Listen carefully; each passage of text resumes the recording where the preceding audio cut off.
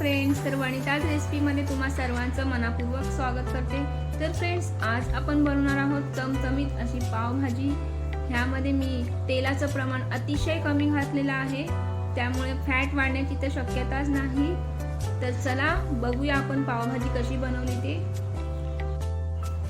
तर इथे मी घेतलेला आहे 1 वाटी वाटाणा, 1 वाटी फ्लावर, 1 वाटी गाजर, 2 बटाटे घेतलेले आहेत, 2 टमाटर, 2 कांदा, 1 जाड कापलेला आहे तर 1 बारीक कापलेला आहे।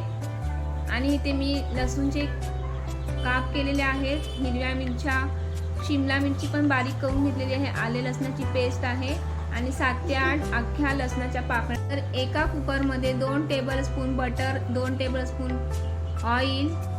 तर बटर आणि तेल आपलं हलकसं गरम झाल्यावरती आपल्याला 1 उभा चिरलेला कांदा घालायचा आहे आणि त्यात शिमला मिरची बारीक चिरून ठेवलेली, 7 ते 8 लसणाच्या पाकळ्या, 1 टेबलस्पून जिरं। आता ह्याला सर्व मिश्रणाला छान हलवून घ्यायचं आहे।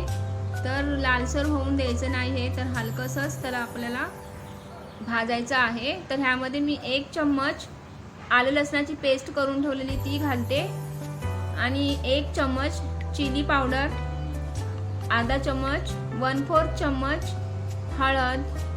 आणि आता ह्याला 1 मिनिट आपल्याला जरा हलवून घ्यायचं आहे।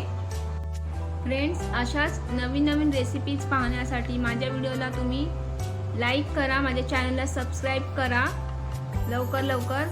तर आता इथे मी घेतलेले आहेत 2 मोठे मोठे चिरलेले टमाटर आणि आता इथे ह्यामध्ये आपण 1 चम्मच मीठ घालूयात, छान हलवून घेऊयात ह्याला।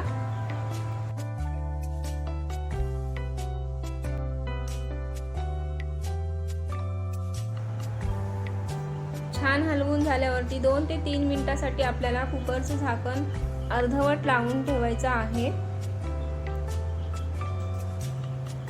तर आता 2 ते 3 मिनिटं झाल्यावरती छान हलवून घ्यायचं आहे मिश्रणाला 1 मिनिटपर्यंत। तर आपण जो मसाला भाजत आहोत त्याचा छान असा सुगंध येत आहे। तर आता आपण इथे टाकणार आहोत 1 वाटी गाजर आणि 3 टेबलस्पून म्हणजेच 1 वाटीला थोडंसं कमी असे वाटाणे, 2 बटाटे कापून ठेवले होते आणि 1 वाटी फ्लावर। तर आता ह्याला छान आपण 1 मिनिट हलवून घेऊया। छान सुगंध येत आहे मिश्रणाचा, वाव। तर फ्रेंड्स, तुम्ही एकदा नक्की करून बघा। आता आपण ह्यामध्ये 1.5 वाटी पाणी घालणार आहोत। मला थोडं थिकनेस हवा आहे, त्यामुळे मी जास्त पाणी घालत नाही, पण तुम्ही अजून 1.5 वाटी पाणी घालू शकता। आणि ह्याला छान मिक्स करायचं आहे, हलवून घ्यायचं आहे आणि 7 शिट्ट्या काढायच्या आहे। तोपर्यंत आपण फोडणीची तयारी करूया।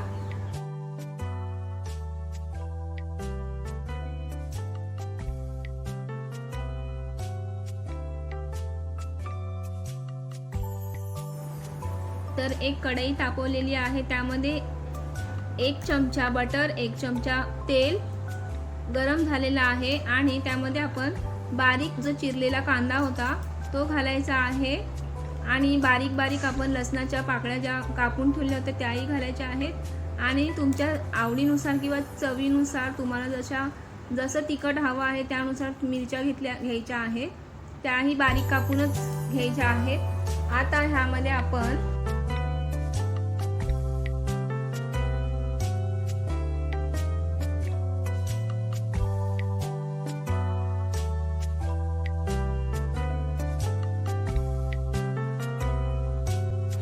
2 टेबलस्पून पावभाजी मसाला घालायचा आहे। तोपर्यंत आपली भाजी इथे शिजून तयार झालेली आहे। तर फ्रेंड्स, मी पाणी कमी घातल्यामुळे भाजी थोडी घट्ट झालेली आहे, पण तुम्ही पाणी जरा जास्त घाला। तर आता आपला इथे तडकाही तयार झालेला आहे आणि हा तडका आपण आता भाजीमध्ये देऊयात आणि छान हलवून घेऊयात। तर मी इथे कुकरचं झाकण अगोदरच ओपन केलं आहे, माझा व्हिडिओ तो स्किप झालेला आहे मॅश करतानाचा। तर माझी भाजी आहे ती मी झाऱ्याने स्मॅश केलेली आहे. जर तुमच्याकडे स्मॅशर असेल तर त्याने छान भाजी बारीक होईल. जरा माझ्याकडे स्मॅशर नसल्यामुळे भाजी थोडी जाडजाड आहे, पण तुम्ही स्मॅशर वापरा आणि त्यामुळे छान भाजी अशी एकदम बारीक होऊन जाईल. तर पाहू शकता तुम्ही, मी अजून 1.5 कप पाणी त्यात घातलेलं आहे, ज्या कढईमध्ये मी फोडणी दिली त्यात टाकून, भाजीचा थिकनेस जास्त असल्यामुळे. तर आता आपली भाजी तयार झालेली आहे. ह्यामध्ये मी 1 टेबलस्पून कसुरी मेथी घालते आणि आता कसुरी मेथी घातल्यावरती आपल्याला पुन्हा 1 ते 2 मिनटं गॅसवरती कुकर ठेवायचा आहे आणि छान हलवून घ्यायचं आहे. तर आता आपली पावभाजी ही खाण्यासाठी तयार आहे. तर फ्रेंड्स, आता आपल्याला पाव भाजण्यासाठी एक तवा गरम करायचा आहे गॅसवरती. तर अर्धा चम्मच बटर टाकलेला आहे त्यामध्ये. तर हे गरम वितळलेलं आहे आपलं बटर. तर 1/4 चम्मच मी त्यात पावभाजी मसाला टाकलेला आहे. थोडीशी कोथिंबीर शिंपडलेली आहे आणि आता हे पाव भाजलेले आहेत. तर आता आपल्याला खाण्यासाठी तयार आहे. तर फ्रेंड्स, कशी वाटली तुम्हाला माझी पावभाजीची रेसिपी कमेंट करून नक्की कळवा. माझ्या चॅनलला सबस्क्राईब करा, लाईक करा. तोपर्यंत भेटूया पुढच्या रेसिपीमध्ये.